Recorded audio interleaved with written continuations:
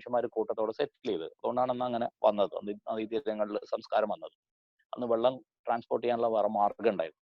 അപ്പൊ ആ കാലത്ത് പെസന്റ് റിവർ എന്ന് പറഞ്ഞാൽ സാധാരണ ഒരു റിവർ വാസ് അൺടെംപ്റ്റഡ് എന്ന് പറഞ്ഞാൽ was not really tempted by fashionable life. ഇപ്പോൾ നമ്മൾ സാധാരണഗതിയിൽ നമ്മളെ പോലത്തെ ഒരു സാധാരണക്കാരൻ അയാൾ സിറ്റിയിൽ പോയാൽ ഇനീഷ്യലി നമുക്ക് സിറ്റി ലൈഫിനോടൊന്നും വലിയ താല്പര്യം ഉണ്ടാവില്ല, നമ്മൾ കുറച്ച് ക്രിട്ടിക്കലും ഒക്കെ ആയിരിക്കും. പക്ഷെ കുറച്ച് കഴിയുമ്പോൾ നമ്മൾ അതിന്റെ പ്രോഡക്റ്റ് ആയിട്ട് മാറും. കാരണം എങ്ങനെ പറഞ്ഞാലും ഇപ്പൊ നമ്മൾ നാട്ടിൽ നിന്ന് പച്ചവെള്ളം കുടിക്കുന്ന ആൾക്കാർ പുറത്ത് പോയി കഴിഞ്ഞാൽ പിന്നെ കൊക്കക്കോള കുടിക്കാൻ തുടങ്ങും. നമ്മൾ ഇവിടുന്ന് അതിനെ പറ്റിയൊക്കെ എതിർക്കും സമരം ചെയ്യുകയൊക്കെ ചെയ്ത ആൾക്കാരൊക്കെ. പക്ഷെ അവിടെ എത്തുമ്പോൾ നമ്മളതൊക്കെ സിറ്റിക്ക് അങ്ങനെ ഒരു വല്ലാത്തൊരു ചാമുണ്ട്.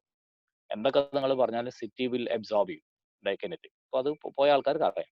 So the peasant river was untempted. എന്തൊക്കെ പറഞ്ഞാലും peasant river has never undergone any changes. The peasant river remained as a peasant river without the temptation of unfashionable keys.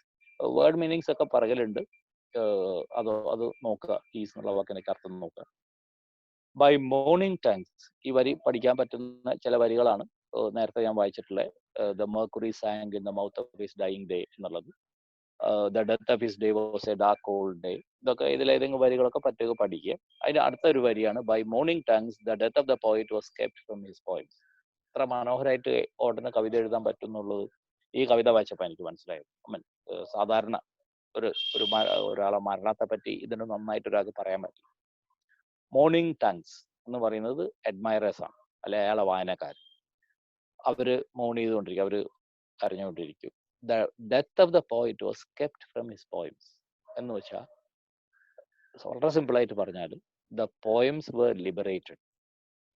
അതാണ് എൻ്റെ യഥാർത്ഥത്തിലുള്ള അർത്ഥം. അതായത് death of the poet was kept away from his poem.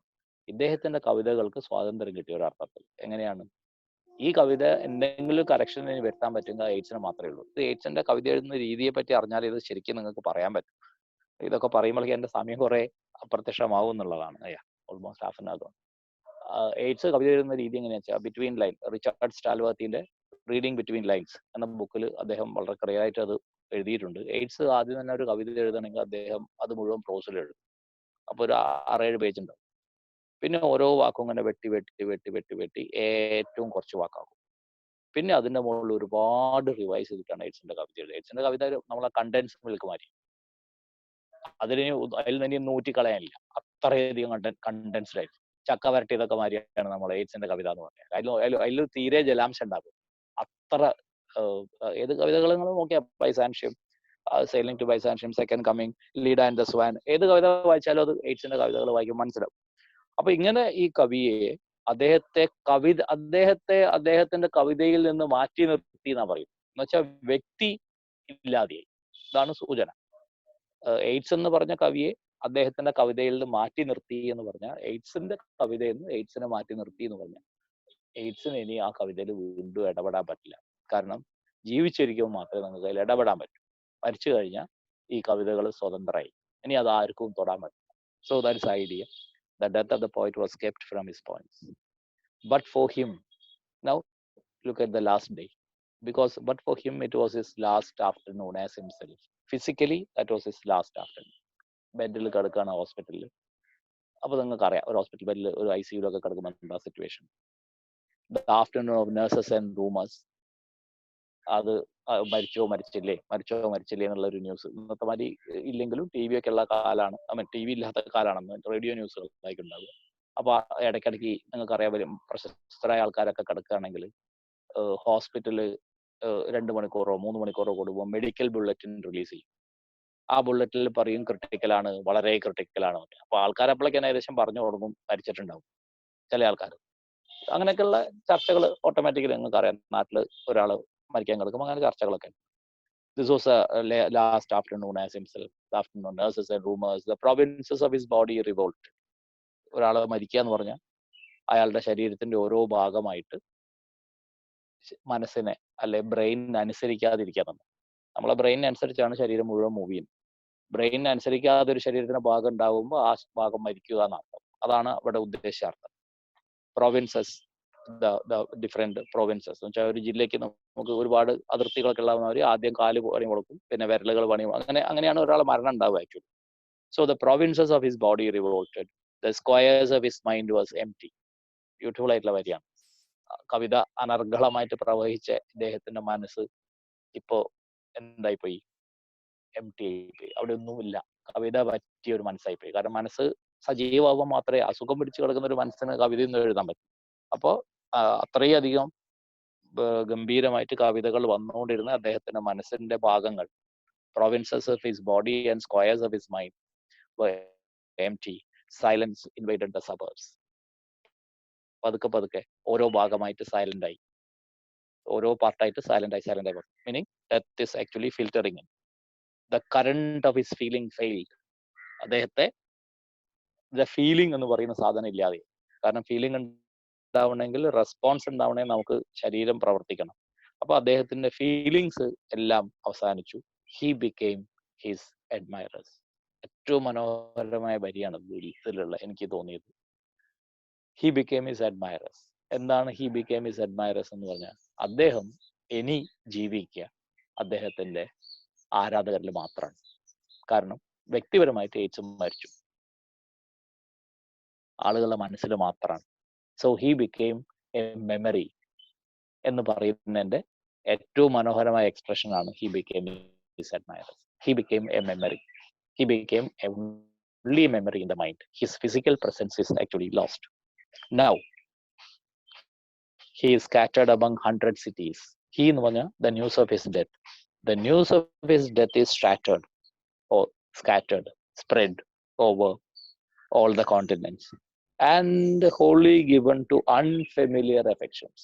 ഇതൊക്കെ order എങ്ങനെ എഴുതുന്നതെന്ന് എപ്പോഴും വിചാരിക്കും. ഓരോ നാട്ടിലും മരണത്തെ സ്വീകരിക്കുന്ന ഓരോ രീതിയിലാണ്. ഇപ്പൊ ഇന്ത്യയിലാണെങ്കിൽ നിങ്ങൾക്ക് എല്ലാവർക്കും അറിയാം, നമ്മൾ ഭയങ്കര സെന്റിമെന്റൽ ആവും, ഉറക്കം നിലവിളിക്കുകയൊക്കെ ചെയ്യും.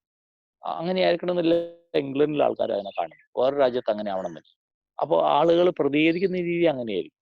ഇപ്പൊ നിങ്ങൾക്കറിയാം, തമിഴ്നാട്ടിലെ ആൾക്കാർ ഡാൻസ് കളിച്ചിട്ട് ഒക്കെയാണ് മരണം ചെയ്യുക. നമുക്കത് ആലോചിക്കാൻ പറ്റില്ല. അപ്പൊ ഓരോ നാട്ടിലും ഓരോ രീതിയിലാണ്.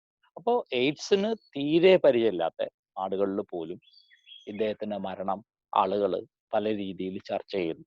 ഉദാഹരണമായിട്ട് പറഞ്ഞാൽ, ഒരു പ്രശസ്തനായ എഴുത്തുകാരൻ മരിക്കുമ്പോൾ അദ്ദേഹത്തെ ഒരിക്കൽ പോലും കാണാത്ത, അദ്ദേഹം ഒരിക്കൽ പോലും കണ്ടിട്ടില്ലാത്ത രാജ്യങ്ങളിൽ പോലും അതിന് അദ്ദേഹത്തിന് ആദരാഞ്ജലി അർപ്പിച്ചുകൊണ്ട് പരിപാടികൾ ഉണ്ടാവും.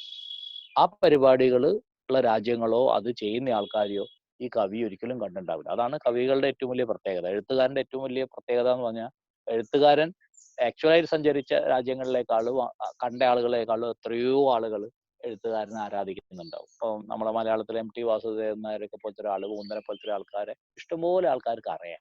അവരൊരു പക്ഷെ മൂന്നര കണ്ടിട്ടുണ്ടാവില്ല, മൂന്നരായിട്ട് ഒരു പരിചയമൊന്നും ഉണ്ടാവില്ല, പക്ഷെ അവർക്കെല്ലാം ഇദ്ദേഹത്തെ അറിയാം. അപ്പൊ അതുപോലെയാണ് ഗബ്രിയേല ഗാർഷ്യ മാർക്കസ്. ഏത് എഴുത്തുകാരനെ എടുത്താലും ആ എഴുത്തുകാരിലൊക്കെ എത്ര കാലം വേണമെങ്കിലും ആളുകളുടെ മനസ്സിൽ ജീവിക്കും.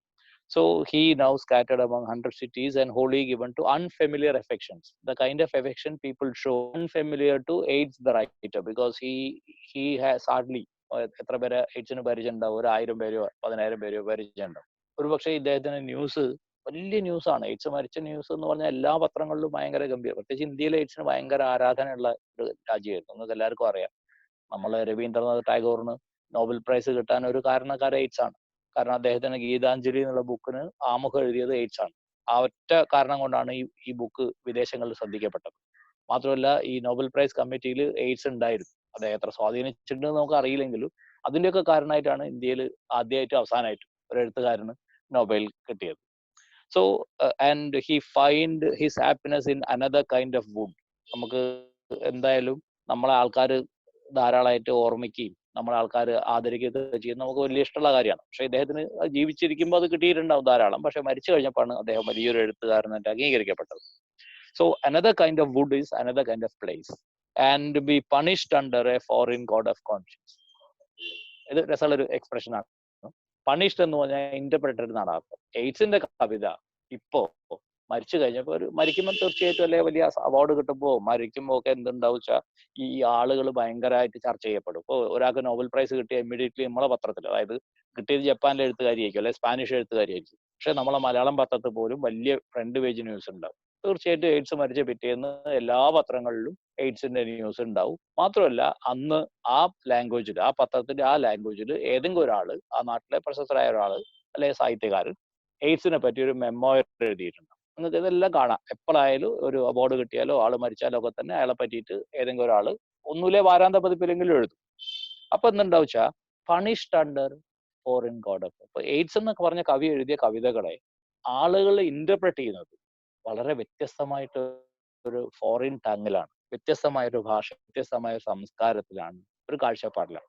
അതായത് എയ്ഡ്സ് എഴുതിയ കവിതകളൊക്കെ തന്നെ എയ്ഡ്സിന്റെ കാലഘട്ടത്തിൽ അദ്ദേഹത്തിന് ശരിയും തോന്നുന്ന കാഴ്ചപ്പാടുകളാണ്. അത് എല്ലാ ആൾക്കാരും അംഗീകരിക്കണം എന്നില്ല, ഒരിക്കലും പറ്റൂല. ഒരു എഴുത്തുകാരന്റെ സ്വാതന്ത്ര്യം എന്ന് പറയുന്നത് അദ്ദേഹത്തിന് അത് എഴുതാനുള്ള സ്വാതന്ത്ര്യമാണ്. ചിലപ്പോൾ അയാൾ നെഗറ്റീവായിട്ട് എഴുതിയിട്ടുണ്ടാവും, പോസിറ്റീവ് എഴുതിയിട്ടുണ്ടാവും. അത് എങ്ങനെ സ്വീകരിക്കണം എന്നുള്ളത് ഓരോ നാടിന്റെയും കൾച്ചർ അനുസരിച്ച്, ഓരോ നാടിന്റെയും സംസ്കാരം അനുസരിച്ചാണ് അവർ തീരുമാനിക്കുക. So he will be punished, interpreted, evaluated, criticised. ഇതൊക്കെയാണ് പണിഷ്ഡ് എന്ന് പറഞ്ഞ അർത്ഥം. Under a foreign sensibility, code of conscience, another sensibility. എനിക്കിപ്പോൾ ഒരു മലയാളി സെൻസിബിലിറ്റി ഒക്കെ ഉണ്ട്, ഞാൻ അത് വെച്ചിട്ടായിരിക്കും ഒരു സിനിമയെ അല്ലെങ്കിൽ ഒരു നാടകത്തെ, ഒരു കവിതയെ വ്യാഖ്യാനിക്കുന്നത്. അതുപോലെ the words of the dead man are modified in the guts of the living. മരിച്ചുപോയ ആൾക്കാരെ വാക്കുകൾ ജീവിച്ചിരിക്കുന്ന ആൾക്കാർ ഓർമ്മിച്ച് വെക്കുന്നു. They modify that. ഇപ്പം ഷേക്സ്പിയറെ നമ്മൾ ഈ ക്ലാസ് എടുക്കുമ്പോൾ ഞാൻ കോട്ട് ചെയ്താണെങ്കിൽ, ഷേക്സ്പിയർ എഴുതിയ കാലം എന്ന് പറഞ്ഞാൽ 1590 ആ കാലത്താണ്, ഏകദേശം ഒരു 500 വർഷം മുന്നേ. ഈ 500 വർഷം മുമ്പേ അയാൾ എഴുതിയതാണ് ഞാൻ ഇന്ന് കോട്ട് ചെയ്യുന്നതെന്ന് വെച്ചാൽ അതിന്റെ അർത്ഥം എന്താ വെച്ചാൽ 500 കൊല്ലം മുന്നേ മരിച്ചുപോയ ഒരു വ്യക്തിയെ ഇന്ന് ഞാൻ ഓർമ്മിക്കുന്നു എന്നാണ്. അത് എൻ്റെ ഒരു ആവശ്യത്തിന്, പേഴ്സണൽ ആവശ്യത്തിനായിരിക്കും, ഒരു പേഴ്സണൽ കോണ്ടെക്സ്റ്റിലേക്ക് ഞാൻ കോട്ട് ചെയ്തിട്ടുണ്ടാവും. എന്നാലും ഞാൻ അവരെ ഓർമ്മിക്കുന്നു. So the words of the dead man are modified or may be used or may be expressed in the guts of the living. മരിച്ച ആൾക്കാരെ, എഴുത്തുകാരെ പ്രത്യേകിച്ച്, ജീവിച്ചിരിക്കുന്ന നമ്മൾ ഓർത്തു വയ്ക്കും.